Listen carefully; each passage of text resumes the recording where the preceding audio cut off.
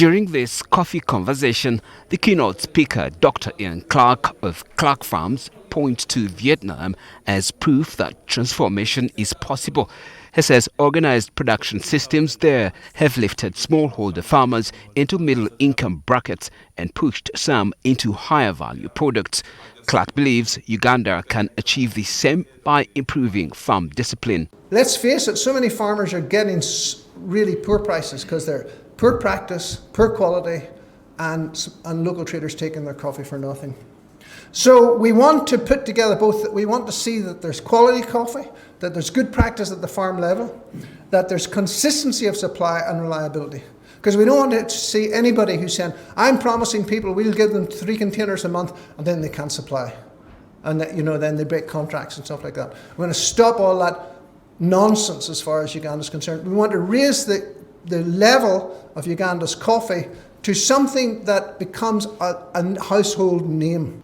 It's time for us to take Ugandan Robusta as a final consumption product in the market.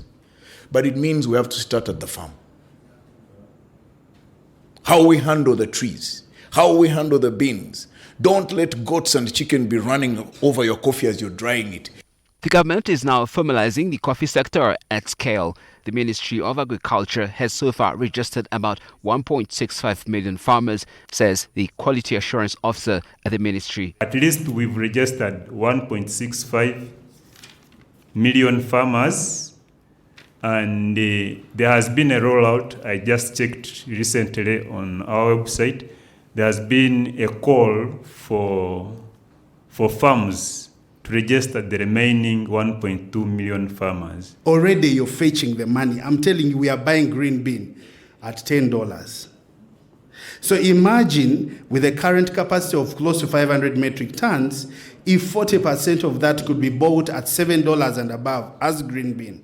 Summit organizers on the day, Leader Farms Chief Tom Kalyesubila and Derek Mutenyi, warned Uganda is leaving money on the table by relying heavily on bulk exports of basic coffee.